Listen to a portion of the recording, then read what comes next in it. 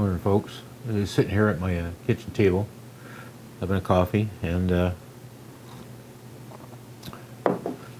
I'm marking the wires on the back of our Mimic panel, and I'm using the 3M Scotch Code markers. You can see that focus, but there's just little tapes with numbers on them, and you peel them off and stick them on. Now, for my big mitts that don't work very well, this is a bit of a chore, so I have to put on my safety specs. Not so I can see, mind you, just for safety. And I've got a list of all the lights on the panel, and I'm assigning a number to each one, and then I'll print up this really nice and laminate it and stick it inside the console, so if I ever have to trace a wire, we'll know which one is which. So now the next time I'm doing is a searchlight on the cabin top, and it'll be number 11, which is easy enough. Just check the searchlight. Number 11. One of the things I want to do, or have to do, is because these wires form two large loops, they're rather sloppy, so I just use a little bit of electrical tape to hold them together. You don't need much.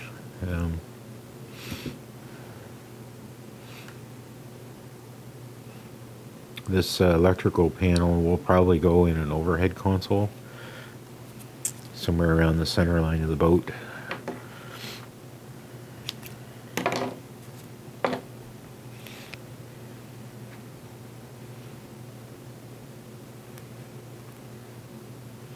I thought this would be a good idea, as I was planning the boat many years ago, to have a Mimic panel like the big ships that show you what's energized, what's operating.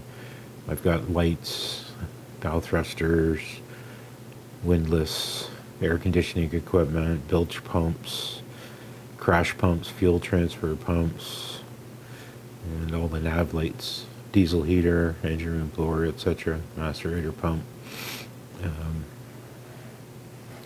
So when any of these pieces of equipment is turned on, the corresponding light will be turned on the panel, and just at a glance I can see what's going on. And I also have the ability with this switch to turn everything on or off, and I thought that might come in handy at night, running at night, because I don't know exactly how bright these LEDs are, but I'm assuming they're pretty bright, so I would be able to turn them all off and help preserve my night vision, which my vision isn't all that great anyways. So there's you have it. So we've got our little pigtail taped together here, and we need 2 ones, so you pull out, and for this small gauge wire we need about six ones.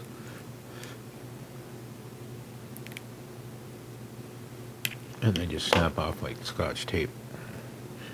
Now, these things are a little hard to handle when you got big mitts like this, so what I do is I try and get it roughly lined up where I want it, and then I flip it over, and I use my tweezers to grab the back side, fold it over, get it basically where I want it. The tweezers don't seem to stick, so I just squeeze that into place. I've got a little tail on this one I can just trim off. And there's my first one.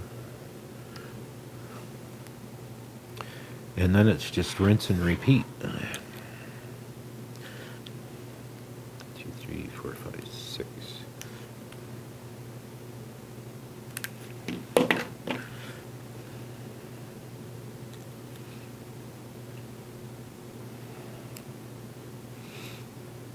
There you have it.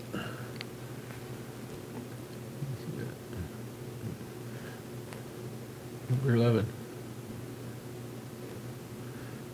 So I'm just going to go on. I've got 16 more to do, and then we'll get into a little bit of wire management. So I've got the first part of the labeling done, and as you can see, it's still a pretty big mess. So I'm going to break these out into groups and wire tie them so they're a little easier to manage. And then once that's done, I have to go and label the red connector on the female plug that so they'll correspond with each of the other numbers, and that's just the same thing you've seen before, just with one connector. All of the grounds except for the AC circuits, which have a white wire coming off of the LED. If you can see it here. There's one here. Those are for AC electrical components, such as the hot water heater and the diesel heater and things like that. So those grounds will be sent separately to a grounding block to go to the distribution panel. There's another one in there for grounded to the AC side.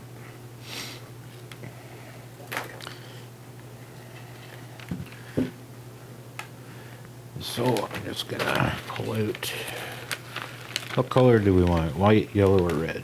Let's do red. Red looks nice.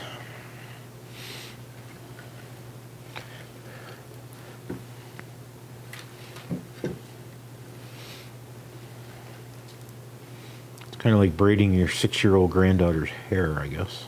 Although I've never done that, I can imagine. It's even worse.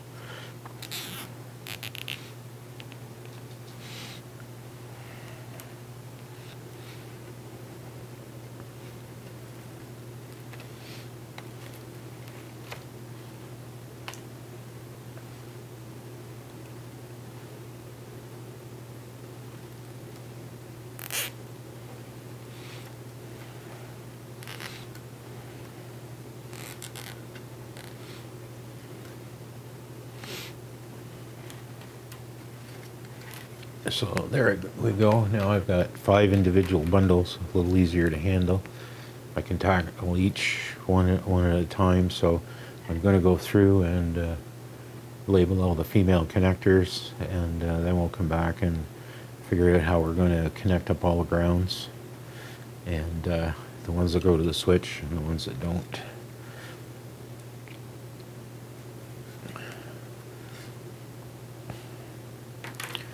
So I'll be back in a minute. So I've got all my spaghetti factory together here. All of the connectors are labeled and wired. It's still a bit of a mess, so we're going to work on trying to clean that up a bit. Got to isolate the AC grounds from the DC grounds, and what I'm going to do is I'm going to use one of these little connector blocks. I know they're not tin plated or anything, but this will be under the dash, so I just need to go find a screwdriver. Okay, now we're cooking. I'm just going to open these up.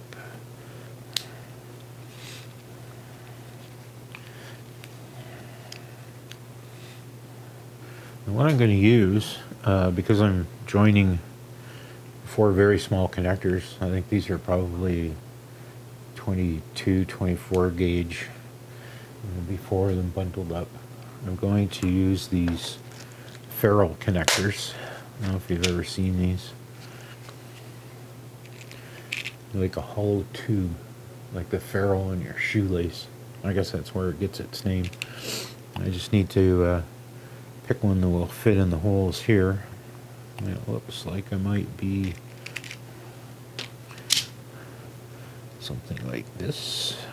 Nope, too big. Something like this. There we go.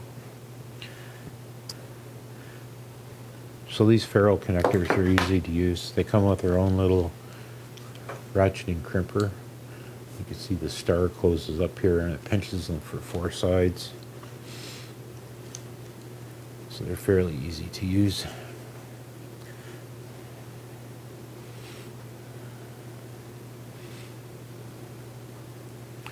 just take my 4 grounds, and they need to go in from this side, and just crimp them, and it comes out with a nice little, you can see that, crimped on 4 sides, and that will insert itself right into there. Snug that down, and I think you could hang a Christmas turkey off that. It's not coming out. So the reason I isolated the AC grounds is they'll have to go to the AC side of the electrical panel. All of the rest of the DC grounds will end up going through the switch. So I'm just going to try and add a little more coordinated effort to getting these wires straightened out, and we'll see what we come up with.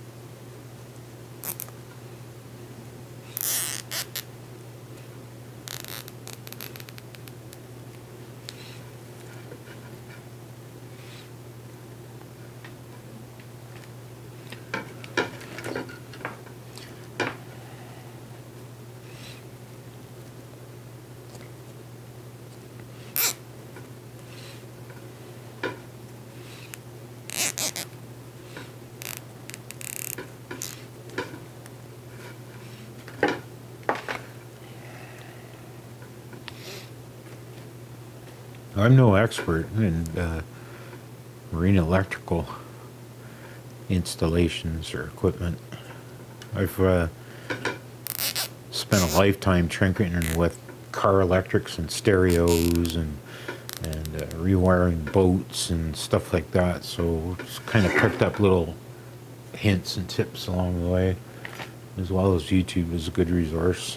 I do have copies of the AYBC, American Yachting and Boating Council standards for everything, as well as the Canadian Small Vessel Construction Standards, which essentially mirror the ABYC standards.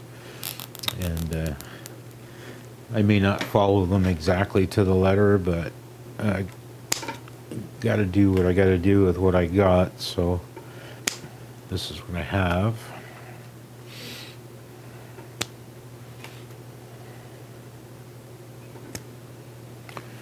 So this is what I'm going to use.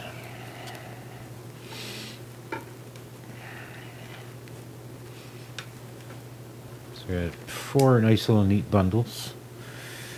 I got to pull the DC grounds out and figure out how I'm going to join them together. It may be exactly the same thing as I did before, and it may be something else. I don't know. I'll have to go figure that out. I'll be back in a bit. So what I've come up with is I'm going to use these, I think they're called European connectors or something like that. They're just a pass-through for joining one cable to another. There are certain types that have little metal plates that squish down square onto bare wires, but I'm going to use another one of these furrows. And I've got 4 bundles of wires, so I'm going to use 1 in each slot, and then I'll be able to take 1 conductor out of the back, tie those into 1 spade connector to the switch, and that will tie all the grounds together.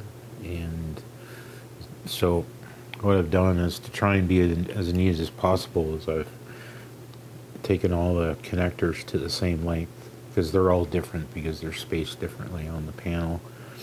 And we'll try our little connector machine here again.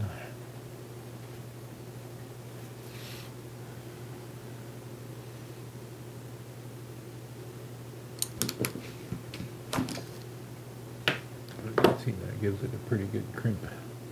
It's on there good and tight. Insert it into the first position.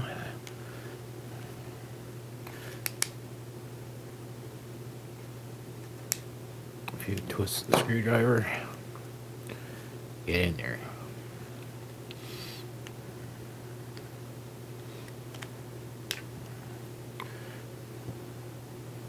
There. So that's how I'm going to tie those together.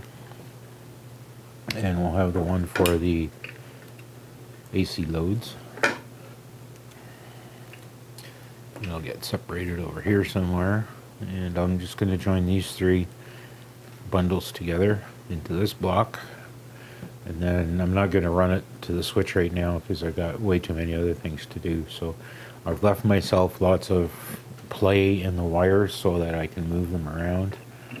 And all of the red conductors will eventually be routed to the switches on the AC/DC distribution panel, or switches on the dash, or in some instances directly to the equipment itself. So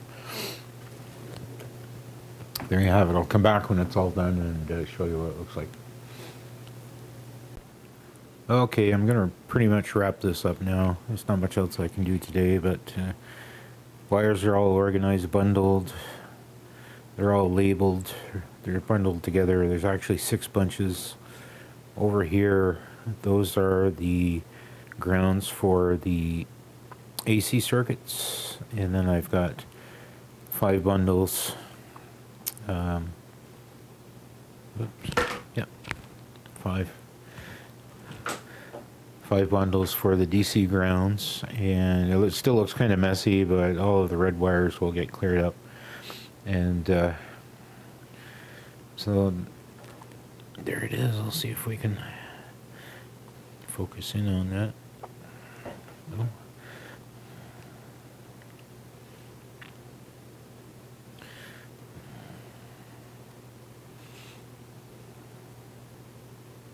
The labeling is what took the most time. So there you have it. Thanks for looking in. Take care. Bye.